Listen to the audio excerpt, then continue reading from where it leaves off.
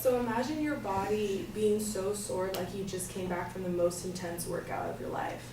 Your joints are just so tender to the touch, so much that you can't even kneel down or make a fist. You have a shortness of breath that's like someone sitting on top of your chest.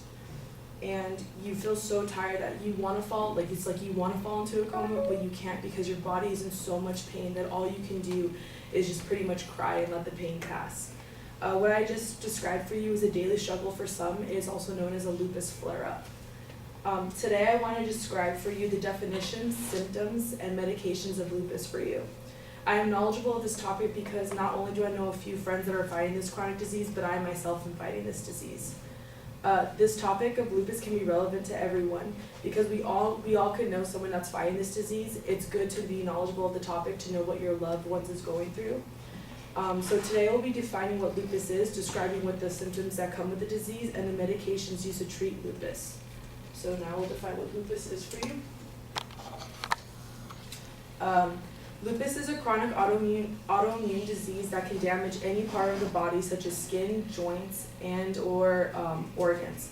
Chronic means that the symptoms tend to last longer than 6 weeks and often for more than years, often into the years. According to lupus.org, in lupus, something goes wrong with the immune system and the part of the body that fights off viruses, bacteria, and germs. The result is the production of autoantibodies that cause inflammation. Also, according to lupus.org, most often, lupus develops between the ages 15 and 44. However, between 10 and 20% of cases develop during childhood, and these cases can evolve into serious complications more rapidly. So what causes lupus? Many, but not all, scientists believe that lupus develops in response to a combination of both inside and outside the body, including hormones, genetics, and the environment. Lupus is not contagious. I have many people that ask me if it's contagious. It's actually very offensive. So it's not contagious, and unfortunately there is not a cure for it at the moment.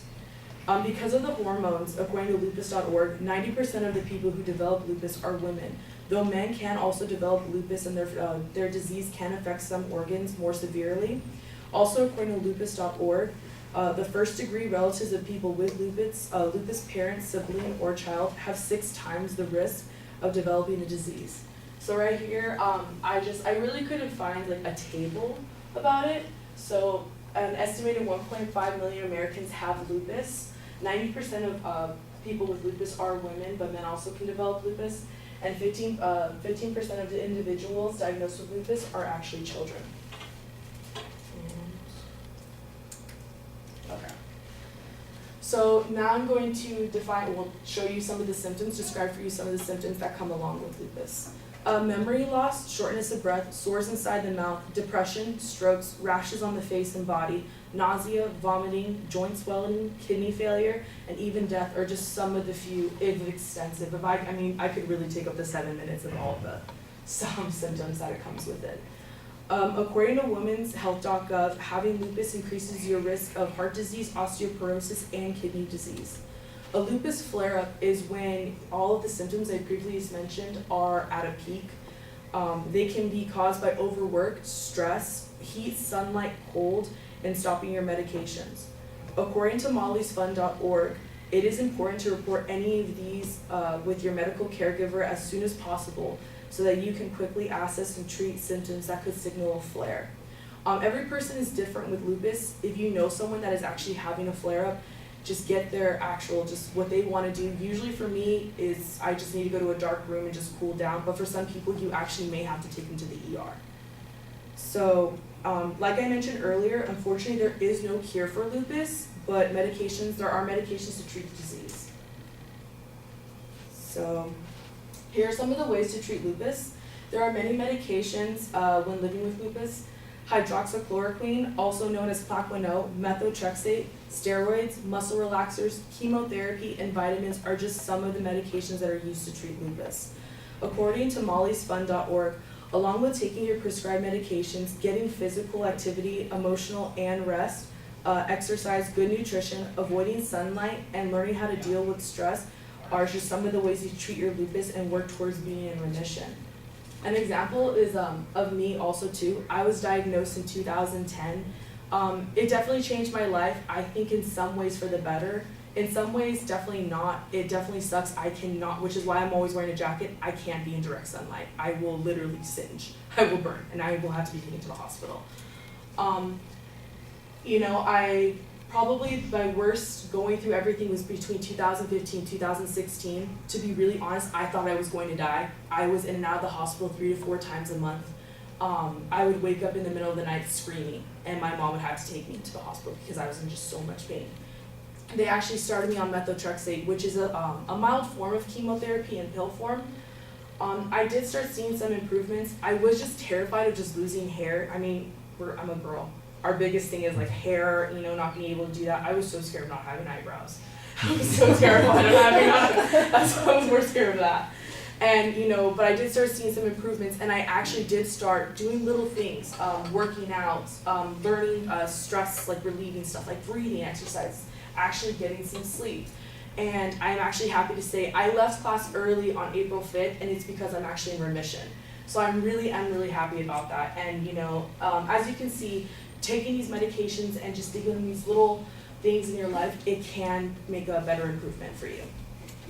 So in conclusion, lupus is a chronic autoimmune disease that can affect your skin, joints, and organs. It is not contagious, and scientists believed it can be linked with hormones, genetics, and the environments. Some of the symptoms are fatigue, rashes, joint swelling, organ damage, and even death. And though the disease is not curable, it's treatable with the right prescribed medications by your doctor, as making better life changes, like eating better, exercising, dealing with stress properly, and having support from loved ones, of course.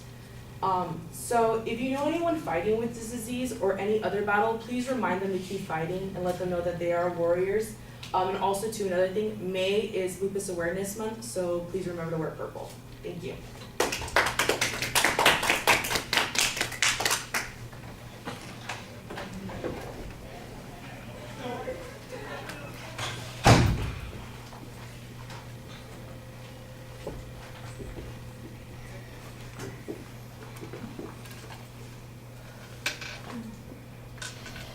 Can you actually tell me how long mine? It was 6 minutes and 58 seconds. Oh, perfect.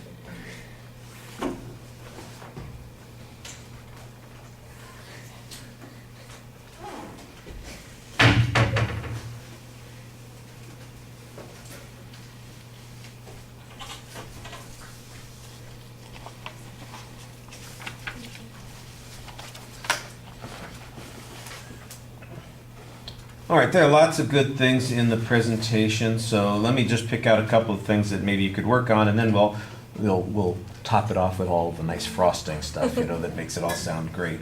I think that in the first third of the presentation, you're doing more reading than you want.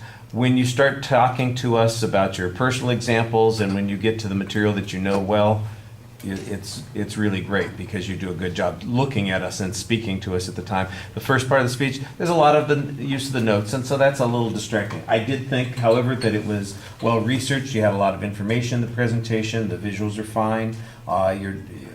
So it's just that one section, probably the first third of the speech, where there's a lot more dependence on the information that you're doing. And I understand that. I think everybody does. You've got definitions that you're talking about, statistical information that you're presenting, you're trying to keep it organized and structured. So that's just something that I think a little bit more practice helps solve, so that you don't feel like you have to keep looking at the notes. Because if I'm just listening to it sounds like you know the material pretty well. It's when I'm looking up and watching you and you've got those notes in your hand and you're looking at them, she knows this, why is she having to do all of that? It just feels, I think you've kind of gone to a comfort zone there. Other than that, though, I thought that you did a really fine job speaking to us, especially the last couple of thirds of the speech. Your voice projects really well. There's good energy there. You sound personable when you're speaking to us. I think the content is nicely developed for the time that you have. You describe things pretty effectively. When you've got the personal experiences that you're talking about, it comes across very naturally, and I think the audience appreciates that. We're hearing something and seeing something that you seem to care about and are engaged in, and we're going to want to listen to as a consequence. It's not just reading the contents of a brochure to us out loud. You're talking about something that matters, and it comes across, I think, pretty effectively in most of the delivery things that are going on there. I know that there's a reason. I like the idea of finishing off, you know, with the recommendation, you know, May's coming up, be sure to wear purple. I'm just going, why is purple lupus color? You know, somebody decided this. There's an organization or group that has chosen this. Maybe there's a symbolic reason for it, something like that. If that had come up earlier in the speech, then I think it would be a really good exit. As it was, it just felt a little bit like, okay, I think I need a little bit more context to finish it off. Otherwise, I think it would have been a really good finish had that been established earlier in the presentation. All right, thank you.